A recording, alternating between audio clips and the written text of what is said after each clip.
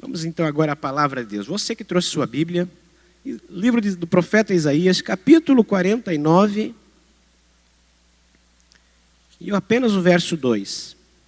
Livro do profeta Isaías, capítulo 49, apenas o verso 2.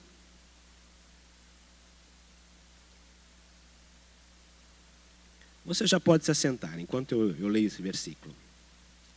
Glória a Deus. Diz assim, Isaías 49, 2. E fez a minha boca como uma espada aguda, e com a sombra da sua mão me cobriu, e me pôs como uma flecha limpa, e me escondeu na sua aljava.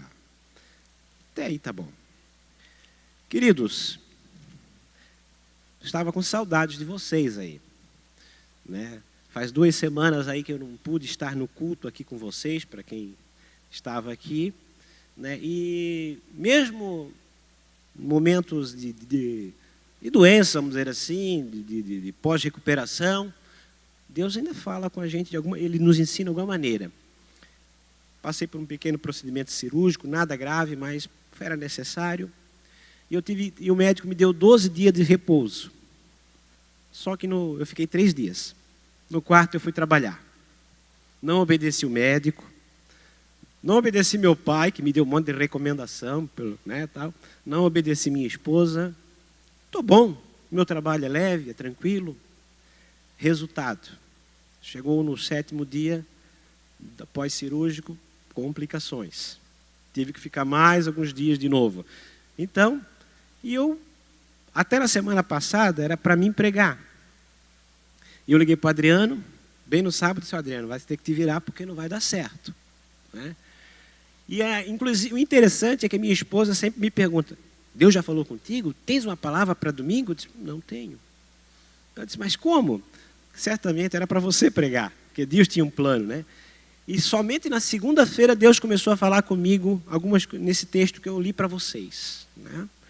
E eu quero dizer que, mesmo na adversidade, mesmo no momento que parece que não é tão bom, Deus às vezes te faz parar, porque você não para, ou eu não paro muitas vezes, para Ele falar com você. Você já teve aquela pessoa que você quer falar com ela está sempre correndo, você tem que correr atrás dela? E assim, às vezes, nós estamos sempre correndo, fazendo as coisas, e às vezes Deus precisa parar a gente para Ele falar algumas coisas, né, no tete a tete, como se diz aí na gíria. E eu quero compartilhar com vocês o que Deus ministrou nesses dias aí que eu estava orando, um propósito que a gente tem aí pela madrugada, e nesses dias, pela madrugada mesmo, parado lá, sem poder se me mexer muito, o Senhor me levou esse texto.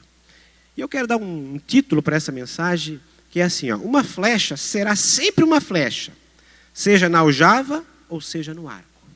Vou repetir: uma flecha será sempre uma flecha, seja na aljava ou seja no arco.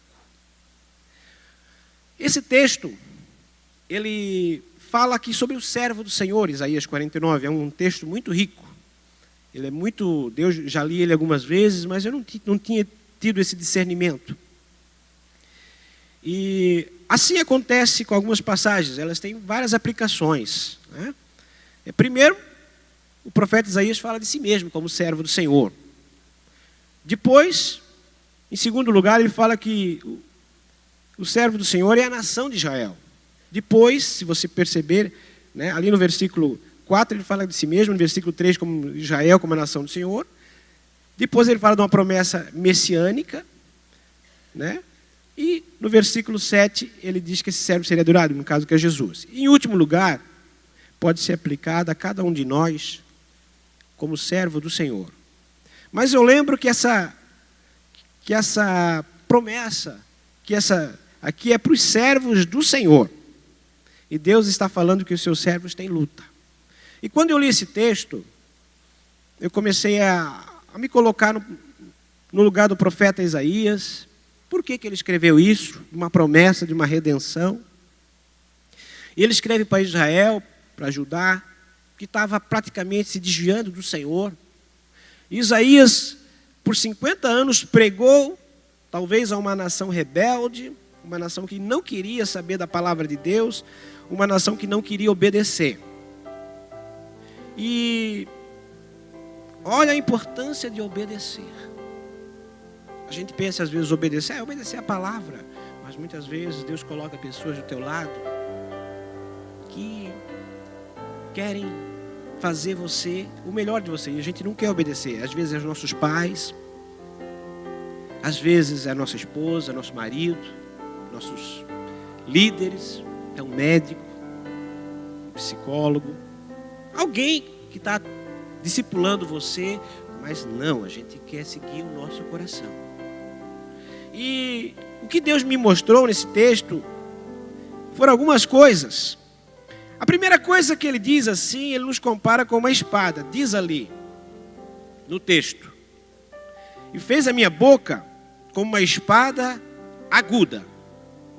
Deus nos fez para guerrear e vencer. E aquele que é vencedor precisa lutar e precisa vencer. Não existe um vencedor que não ganhe uma luta, senão ele não é vencedor. Então a primeira coisa que eu entendo aqui, que as lutas elas vêm sim na tua vida e na minha. Porém não é para você cair, é para você aprender com essas lutas e se levantar e ser um vencedor, aleluia. E Deus nos compara então como um soldado com uma espada. E um bom guerreiro, ele precisa saber manejar uma espada. Se fosse nos tempos de hoje, talvez seriam canhões, mísseis e outras coisas. Mas na época, o povo guerreava com arco, flecha, espada, funda. Era o material bélico da época. Então, em 2 Timóteo 2,15 fala que o obreiro tem que saber manejar bem a palavra e não tem que se envergonhar. Ou seja, a nossa espada hoje é a palavra de Deus. É importante que eu e você tenhamos a palavra de Deus no nosso coração, para quando as lutas vierem, quando as adversidades estiverem, você use a sua espada para contra-atacar, para atacar, para se defender e fazer diferença na sua vida, porque a última palavra na minha e na sua vida tem que ser a palavra de Deus, aleluia. Se você aceitar o veredicto do diabo, você vai ser um derrotado, eu vou ser um derrotado. Então no momento da luta, é o momento que a palavra de Deus precisa se cumprir na minha e na sua vida. Então eu e você precisamos recitar a palavra, ler a palavra, comer a palavra, viver a palavra, andar na palavra, ministrar a palavra, crer na palavra e receber o que a palavra tem para nós, as suas promessas, aleluia. Porque a Bíblia tem 66 livros, são 31.102 versículos, são mais de 330 mil palavras no original, e Deus tem uma palavra para mim e para você, aleluia. Então, o que eu quero dizer para você é que a espada, ela está com o soldado para ser usada, senão não vale de nada. E a Bíblia na minha e na sua vida precisa ser usada, senão é apenas um livro lá na nossa casa, não é um livro comum. Agora, a partir do momento que eu uso essa Bíblia, aí sim, ela vai se tornar uma espada. E a espada é usada para atacar, ou seja, quando o inimigo vem, você ataca com a palavra. O soldado atacava. A espada era usada para contra-atacar. Muitas vezes você está recebendo golpes, você contra-ataca. A espada também era usada para se defender. Há momentos que eles defendiam na guerra com a espada. E assim a palavra de Deus tem hora que parece que está dando tudo errado. Vem a crise financeira, vem a enfermidade, vem a discussão no casamento, vem um problema na empresa, vem um problema na escola, vem um problema, enfim, em qualquer área. E então você tem que usar a palavra, porque existem pelo menos, segundo os teólogos, 8.000 promessas nessa palavra, e uma dessas promessas vai ser para mim e para você, aleluia. Só que como é que eu vou saber quais são os meus direitos se eu não conheço a palavra? É a mesma coisa que você tem o direito do consumidor, você vai lá e não sabe o direito do consumidor, então você às vezes é lesado, você às vezes leva prejuízo por não conhecer o direito do consumidor. Assim a palavra de Deus, nós precisamos conhecer para sabermos quais são os nossos direitos, aleluia. E a palavra também era usada para intimidar. Quando um soldado via o inimigo com uma espada, ele não chegava de qualquer maneira. Quando o inimigo veio, eu e você, com a espada, lendo a Bíblia, recitando a Bíblia, ele não vai chegar de qualquer maneira, porque ele sabe que a palavra de Deus é que vai vencer ele, aleluia. E quando nós usamos a palavra, ela é que vai lutar por nós, aleluia. A palavra também serve como suprimento. Você sabia que numa guerra, todo soldado, até hoje, toda nação que vai fazer uma guerra, ela precisa de 3 coisas: ataque, defesa e suprimento. Ela precisa atacar, defender e ter um suprimento. O que é o suprimento? É o pessoal da retaguarda. São aquelas pessoas que preparam os alimentos, são aquelas pessoas que preparam o acampamento, são aquelas pessoas que fazem o planejamento. Eles não estão no fronte de guerra, na frente, mas elas estão na retaguarda. Não estão na vanguarda, na frente, estão na retaguarda, preparando, planejando todas as coisas. E a palavra e a espada também servia. Quando os soldados estavam com fome, às vezes não alcançavam o lá, quebravam um coco, tiravam uma fruta, também serve como suprimento. Para você se preparar. Para você entender que tem hora que a luta vai chegar, mas você já tem que estar preparado. Por isso que o salmista dizia: escondi a palavra no meu coração para não pecar contra ti. Salmo 119, 11. Então, se você usar a palavra de uma maneira certa, ela sempre vai trabalhar a teu favor. A palavra também ilumina o nosso caminho. O salmista diz no Salmo 119, 105: luz para o meu caminho, lâmpada para os meus pés é a tua palavra. A palavra de Deus, ela santifica. João 17, 17 diz: santifica pela tua palavra, e a tua palavra é a verdade. A palavra de Deus liberta: conhecereis a verdade, e a verdade vos libertará. A palavra de Deus nos faz amar o Pai, diz que aquele que me ama guarda os meus mandamentos. A palavra de Deus, ela não volta vazia. Em Isaías 55, 10 e 11 fala isso, né? Que assim como a chuva e a neve descem dos céus e para lá não tornam, sem antes regar, brotar, fazer a terra produzir, assim será a palavra que sair da minha boca. Ela não voltará vazia, mas antes fará aquilo que me apraz e prosperará naquilo que a enviei. A palavra de Deus, a gente não pode nada contra ela, porque em 2 Coríntios 13, 8 diz que nada podemos contra a verdade, senão pela verdade. A palavra de Deus é a verdade. A palavra de Deus, todas as coisas são sustentadas pelo poder da palavra. Em Hebreus capítulo 1, 3 fala que todas as coisas são sustentadas pelo poder da palavra de Deus. O próprio Jesus, ele venceu no deserto com a palavra. E todas as coisas subsistem eternamente pela palavra. Isaías 48 fala: a palavra de Deus, Deus é o principal interessado em cumprir a sua palavra, porque Ele que abalizou, melhor dizendo aqui, essa palavra. Então, se você crer na palavra, é impossível ela não se cumprir. Senão Deus seria um Deus mentiroso. Se não se cumpriu, não é a palavra que está errada, é eu que estou fazendo algo errado. Então é momento de eu e você nos analisarmos e entendermos o que está acontecendo na nossa vida de errado, o que nós estamos ainda fazendo errado. E como dizia o salmista no Salmo 139, sonda-me e vê se há em mim algum caminho mau. Porque às vezes tem coisas que nós nem sabemos que estamos fazendo errado. Um dia eu fui numa palestra e o palestrante falou o seguinte: ele disse que a linha americana, ali em São Paulo, os japoneses vão ali para pegar uma pedra que existe no rim do boi. Em primeiro lugar, eu nem sabia que o coitado do boi sofria de crise renal, né? Mas dizem que o boi, ele tem uma pedra no rim. E essa pedra no rim, os japoneses pegam e jogam no mar lá do Japão, para as ostras produzirem mais pérolas preciosas. Mas o que eu quero dizer para você? Tem coisas que você nem sabe que não sabe, e está perdendo, às vezes, dinheiro com isso. Tem coisas que você nem sabe que está fazendo, mas está fazendo errado, por não conhecer a palavra de Deus. E assim é a nossa vida. A gente diz: mas eu não estou andando certo, fazendo as coisas certas. Mas tem coisa que você não sabe que está fazendo errado. Parece meio confuso, mas é isso mesmo. Então, a única maneira de a gente entender isso é olhando para dentro da gente. E quem é que pode sondar o nosso coração? É a palavra de Deus. Aleluia. Então Deus diz que existem sombra, também ali, continuando o versículo, né? 49:2 diz assim, ó: e com a sombra da sua mão me cobriu. O que significa essa sombra? Todo soldado ele precisava de um acampamento, uma sombra para descansar. Há momentos, como aconteceu comigo, na semana passada, nessas 2 semanas aí, que a gente tem que parar e descansar, recobrar as energias. Por quê? Quando a gente descansa, a gente tem tempo para pensar, para parar um pouquinho, para refletir.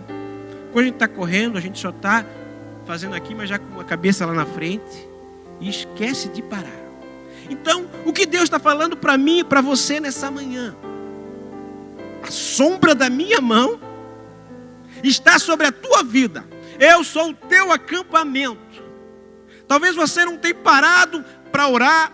Talvez você não tenha parado para ler a minha palavra. Você tem tempo para isso, tempo para aquilo, tempo para fazer tantas coisas, mas para mim não. Tem hora que se você não parar, você vai dormir na guerra e o inimigo vai te pegar. Se o soldado não dormisse, não descansasse, ele ia ser um alvo fácil. A concentração dele não ia ser mais a mesma. Eu já li vários artigos e já vi várias experiências de pessoas que passaram muito tempo sem dormir. Não sei se você já ficou 24, 48 ou mais sem dormir. A pessoa, mesmo que jovem, ela tem às vezes um reflexo de uma pessoa de 70, 80 anos, às vezes ali. Por quê? Porque ela não tem as energias necessárias. E quando Deus fala isso, tem hora que eu e você precisamos parar para entender a direção de Deus. Tão importante quanto andar reto, andar certo e andar rápido, mas muito mais importante é você andar devagar, mas na direção certa, do que andar rápido na direção errada. Você está cada vez mais se afastando do alvo. Então, a sombra significa a proteção de Deus na nossa vida. Somente no descanso é que a gente poder confiar no outro ou em Deus. Exemplo, eu não pude estar aqui essas 2 semanas. Eu tive que confiar na minha equipe. O pastor Adriano que estava aqui, pregar. Não é eu que faço, não é nada. Então, assim também ele. Teve um momento que ele não pôde vir. Ele teve que confiar em mim. Então, quando a gente precisa... Tem hora que Deus nos faz descansar para você entender que quem faz é Deus, que não é você, não é nada. Na tua empresa, se você morrer, outra pessoa vai assumir, vai fazer tão bem quanto você ou até melhor. Mas nós, às vezes, achamos que nós somos imprescindíveis. Né? A gente diz que não, mas na cabeça a gente quer estar lá, quer fazer, porque parece que a gente precisa dar o nosso toque lá. E tem hora que Deus nos ensina. De um jeito ou de outro Ele nos ensina. Assim também, às vezes no casamento, a gente acha que o nosso casamento está bom, está tudo certo. Daqui a pouco o esposo diz: olha, estou pensando em me separar. Dá aquele baque. O que eu fiz de errado? Para mim estava tudo certo. A separação não acontece de um dia para o outro. A perda do emprego também não. O esvaziamento de Deus também não. O pecado também não. Aconteceu lá atrás. Só se manifestou agora, é reflexo do que você fez lá atrás. Então talvez eu e você tenhamos feito algumas coisas lá atrás que agora é que está refletindo. E assim é uma sombra, é um reflexo de alguma coisa. Então, o sentinela precisava guardar o outro soldado, uma sombra. E sua vida sempre será guardada pelo sentinela. O maior sentinela é nosso Deus. Como diz o salmista: elevo meus olhos aos montes, de onde virá o meu socorro? O meu socorro vem do Senhor que fez os céus e a terra. Não deixará vacilar o teu pé. Aquele que te guarda não tosquenejará, nem dormirá o guarda de Israel. O Senhor é tua sombra, a tua direita. E assim vai até Salmo 121. Então, e o acampamento ele protegia do sol, da chuva, do frio, e o escondia. Porque eles não viam quem estava lá dentro. Eles viam que tinha alguém, mas eles não viam quem estava lá. E assim é a sombra de Deus, é a presença de Deus na nossa vida. Ele nos esconde em Deus. As pessoas veem Deus em você. Como o Moresco abriu o culto aqui: não sou eu que vivo, mas Cristo vive em mim. Se você quer que Deus se manifeste na tua vida, se esconda em Deus. E o servo está sempre protegido pelo Senhor, aquele que crê no Senhor. E o Senhor é que nos dá livramento. O Senhor é que nos fará concluir o seu propósito. Mas o interessante desse versículo, que me chamou mais atenção, diz assim, ó: e me pôs como uma flecha limpa.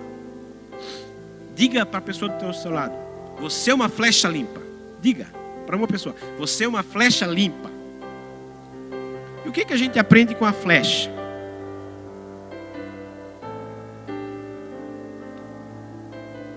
Bom, primeira coisa que o arqueiro, quando ele prepara uma flecha, essa flecha ela tem que ser bem preparada. O arqueiro não pode usar qualquer flecha. Às vezes, as flechas de antigamente, algumas eram feitas de metal, outras de madeira, depende da lá, né? Mas essa flecha, ela não podia estar torta. Essa flecha tinha que ser polida. As pessoas viam aquela flecha no seu estado original e viam talvez um pedaço de madeira, um pedaço de ferro, alguma coisa assim. Mas quando o arqueiro via, ele não via um pedaço de madeira, ele não via um pedaço de ferro, ele via uma flecha. E eu quero dizer para você nessa manhã, igreja, talvez as pessoas estão olhando para você e veem um pedaço de madeira jogado, um pedaço de metal lá, sem valor. Quando Deus olha para mim e para você, Ele diz: eu vejo uma flecha, aleluia, e essa flecha eu quero preparar, eu quero que ela seja uma flecha limpa, porque na hora certa, essa flecha, ela vai longe, vai alcançar lugares aonde ela jamais imaginaria, aleluia, porque quando ela estiver na minha mão, ela vai ser impulsionada pela mão do arqueiro, aleluia. Talvez você se sente assim, sem valor, um pedaço de madeira jogada, um pedaço de arame, de metal lá no canto. Mas quando Deus olha para você e diz: não, eu tenho uma obra, eu vou tornar isso aí uma flecha, e uma flecha limpa. E a flecha, uma flecha preparada, ela precisa ter uma ponta polida e afiada. Assim, nós temos que ter afiado e polidos na palavra de Deus. O inimigo até hoje, talvez, para algumas pessoas, tem dito para você: ei, você nunca vai ser aquilo que você pensou, isso é história, isso é coisa da tua cabeça. Mas a palavra de Deus diz assim, ó: nós somos mais do que vencedores, não só vencedores. Se diz assim, ó: se Deus é por nós, quem será contra nós?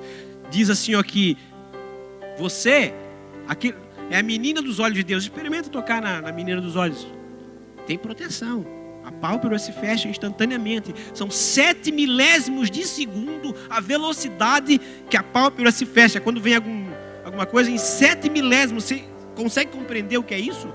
Isso é a velocidade de Fórmula 1.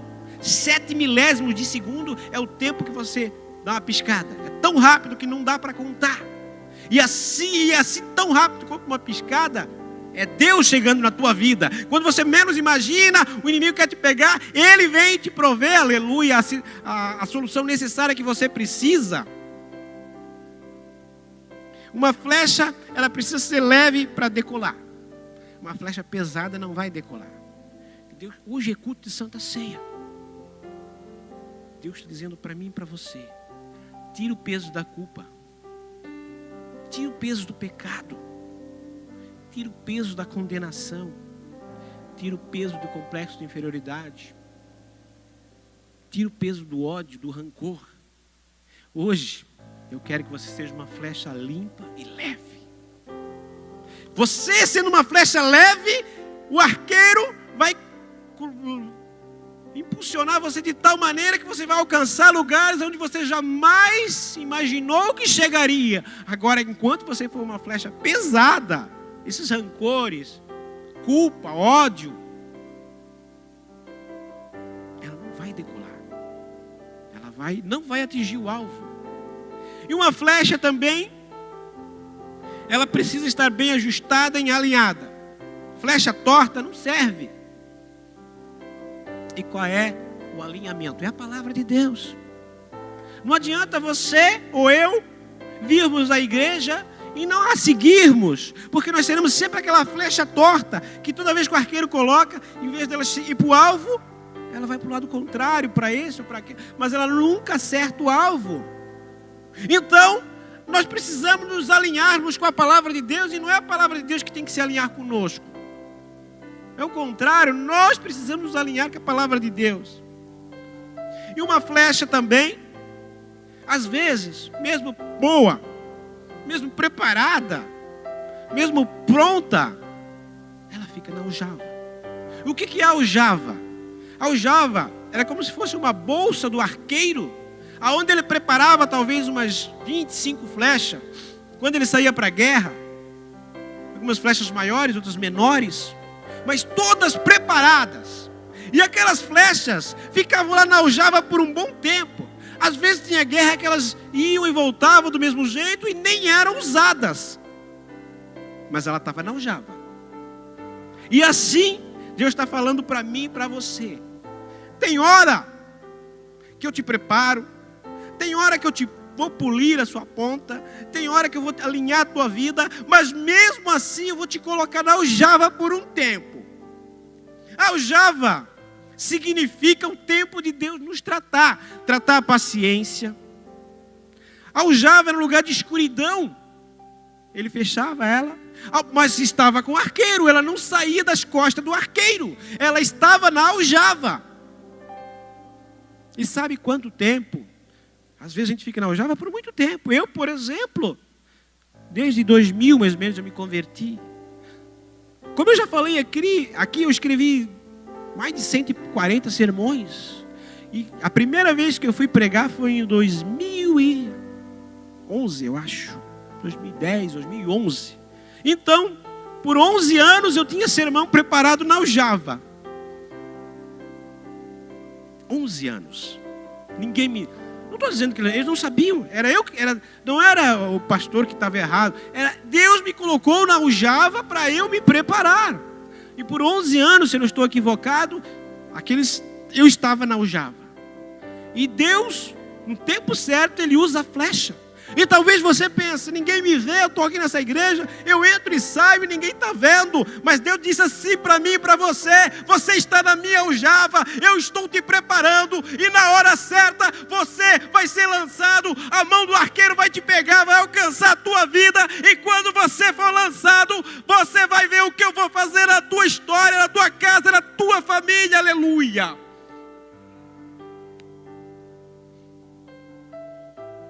Flecha, mesmo na aljava, continua sendo flecha. Mas vai chegar o dia que o arqueiro vai colocar a mão em você. Então, quando ele colocar a mão em você, ele vai te colocar no arco. E você acha que agora, porque você está no arco, vai dar tudo certo, é só alegria, porque agora chegou a minha vez, chegou o tempo de Deus me usar como nunca antes. Só que quando o arqueiro coloca a mão na flecha, a primeira coisa que ele olha, ele pega aquela flecha, ele coloca ela para trás. Passa pelo teste da tensão. Significa prova. Então, em vez de você ir para frente, a tua vida ir para frente, ela vai para trás. Porque o arqueiro está te puxando para trás. Você diz, é o diabo que está mexendo na minha vida. Não, é Deus te puxando para trás. Porque a hora que Ele te soltar, você vai longe. Se Ele te puxar só um pouquinho, a flecha logo cai. Não atinge o alvo.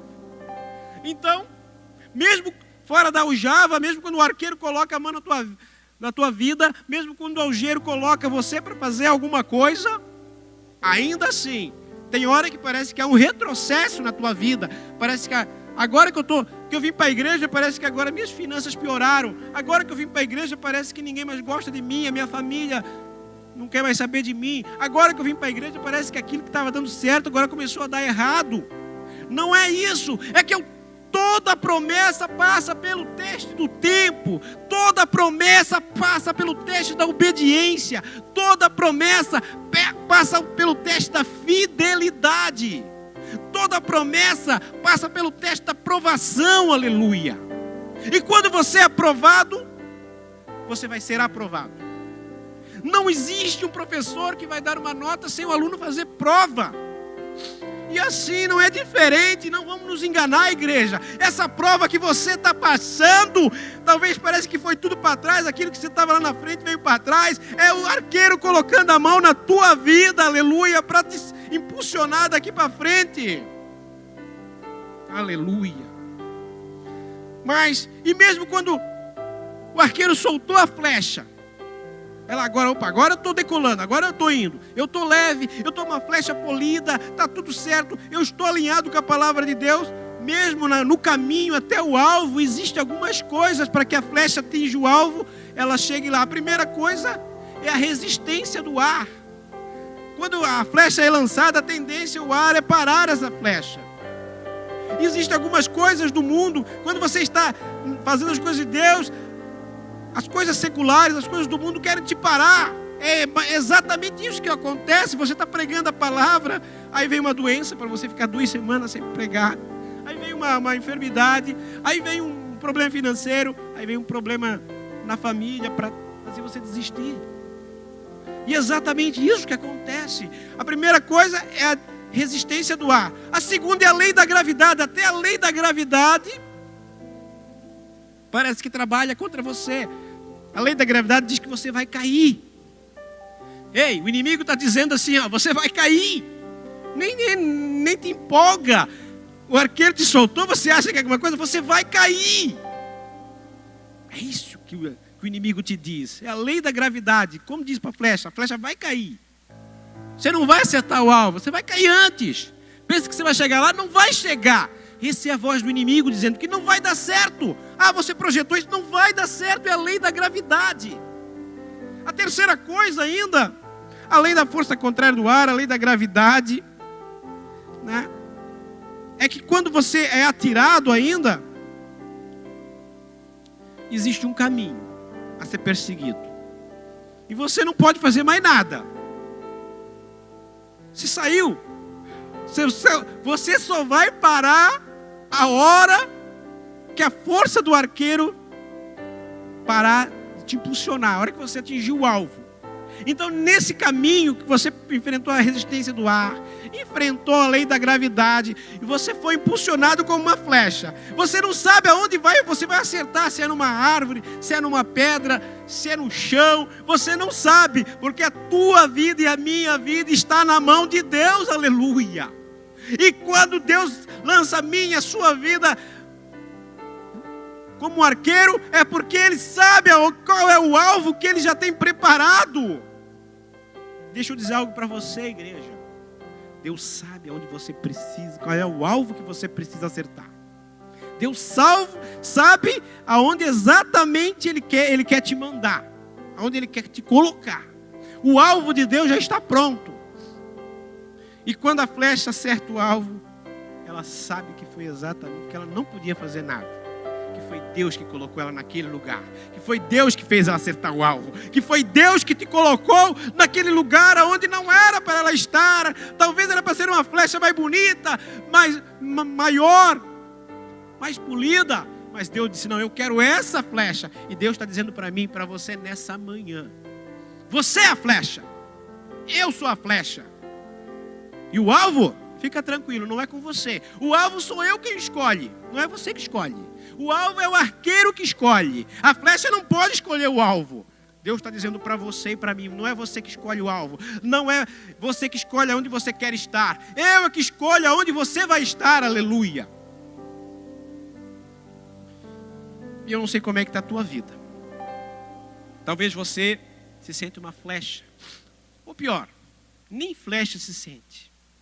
Você se sente talvez aí com aquele pedaço de madeira jogado, com aquele pedaço de metal lá que não tem valor.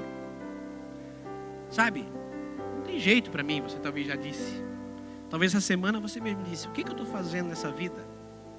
Ninguém me nota, ninguém quer saber mais de mim, minha família não me dá mais bola, parece que tudo que eu construí foi desconstruído.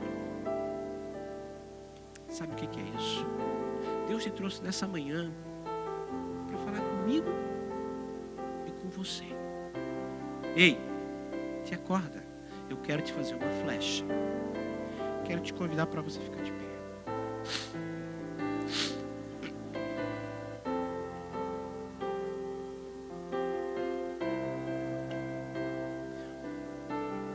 Uma flecha sempre será uma flecha.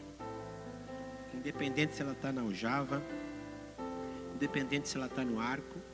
Quando o arqueiro bota o olho naquilo, ele sabe o que ela vai ser. Jesus, até os 30 anos de idade, ele ficou como uma flecha na aljava. Durante 30 anos, Jesus não fez milagres. O ministério de Jesus parecia que não ia acontecer. Talvez até aquelas pessoas que, se tivesse que presenciar o Simeão e Ana apresentando o menino como Messias, talvez até dissesse, se tivesse alguém testemunha: será? Acho que nós nos enganamos com esse rapaz. 30 anos e nada. Ele é só mais um carpinteiro. Está passando o tempo. Eu acho que não é esse Messias, não. Ei, tem gente que talvez você pensa que as pessoas se enganaram a teu respeito, ou mesmo você achou que você se empolgou, que o teu tempo passou. Deus está dizendo, te trouxe nessa manhã. Eu falo isso pela direção do Espírito Santo. Essa palavra ministrou tanto ao meu coração, nesses dias em que eu tive que ficar em casa, nessas madrugadas que eu precisei estar na presença de Deus, né? E Deus está falando com pessoas aqui que se sentem sem valor, que se sentem como aquele pedaço de madeira jogado lá, como aquele pedaço de metal que não tem valor. Ou talvez você diz, mas Senhor, eu já estudei, queria tanto fazer algo para Ti, e você se sente num lugar escuro, parece que ninguém te nota. Ei, não importa se você está lá na natureza como uma matéria-prima, madeira ou arame, se você está na aljava, e Deus está dizendo para mim e para você: ei, você é minha flecha, uma flecha limpa. Eu quero orar por você, mas antes de eu fazer essa oração, para que você seja uma flecha limpa, você precisa ter Jesus. Não há como ser uma flecha limpa sem Jesus. O único que pode limpar a tua vida, limpar a tua casa, fazer uma diferença na tua vida é Jesus. Eu não sei se tem alguém que nunca aceitou Jesus. O que é aceitar Jesus? É dizer assim, ó, eu quero Jesus para minha vida. Eu quero mudar de vida, sabe? Até hoje, eu fiz que nem um pregador ali, eu fiz do meu jeito. Não obedeci médico, não obedeci a esposa, não obedeci ninguém. Eu fiz do meu jeito.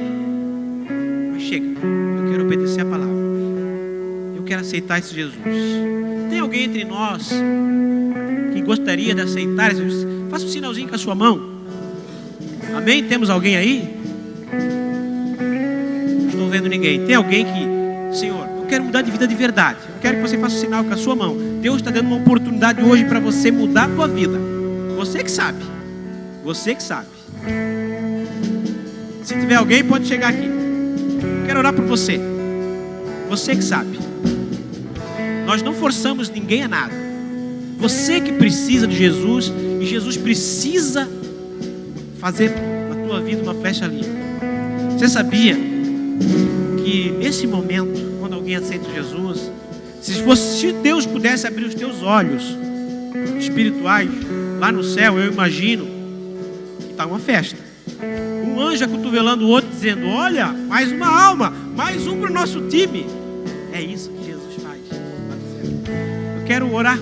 Eu quero que a igreja me acompanhe. Eu vou pedir para que o irmão aqui repita as palavras comigo, porque a Bíblia diz em Romanos 10:9: se com a tua boca confessar Jesus Cristo e com o teu coração creres que Ele ressuscitou dentre os mortos, tu serás salvos. Porque com a boca se faz confissão para a salvação e com o coração se crê para a justiça.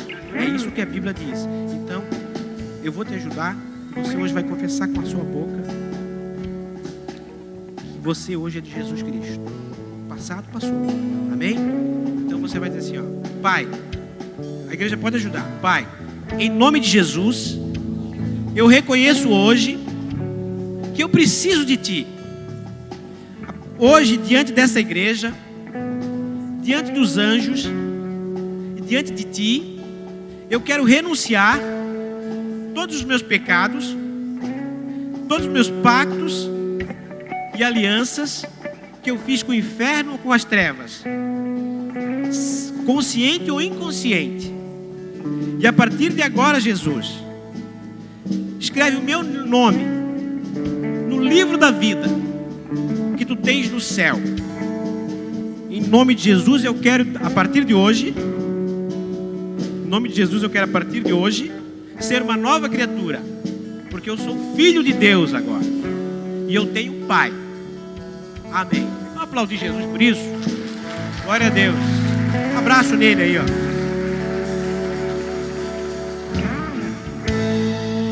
E esse é um milagre que pode acontecer. Deus abençoe. São mais. Glória a Deus. Eu quero orar por você agora, logo em seguida vamos passar para a Santa Ceia.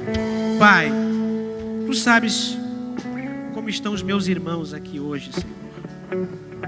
Tu conheces, Senhor, que trouxesse eles no culto hoje. Talvez alguns deles estão sentindo, se identificaram com essa palavra, Pai. Porque a palavra, ela sempre fala ao nosso coração. A palavra sempre, ela é um norte para a nossa vida. Pai, eu sei que essa semana, essas 2 semanas, o Senhor ministrou no meu coração que é um tempo, às vezes, de parar e entender o que Deus tem para nós. Às vezes, talvez seja até um tempo de estar enojado. Mas, Senhor, eu quero que os meus irmãos sejam como flechas limpas. Flechas que estejam prontas para atingir o alvo. Porque muitas vezes nós queremos fazer do nosso jeito, da nossa cabeça. Mas, Senhor, tu tens algo muito maior e mais precioso para nós. Pai, em nome de Jesus, se tem alguém com problema no casamento, Deus, entra lá. Entra lá, conserta tudo. Se tem alguém com problema financeiro, tu és o Jeová Jiré, o Deus da provisão.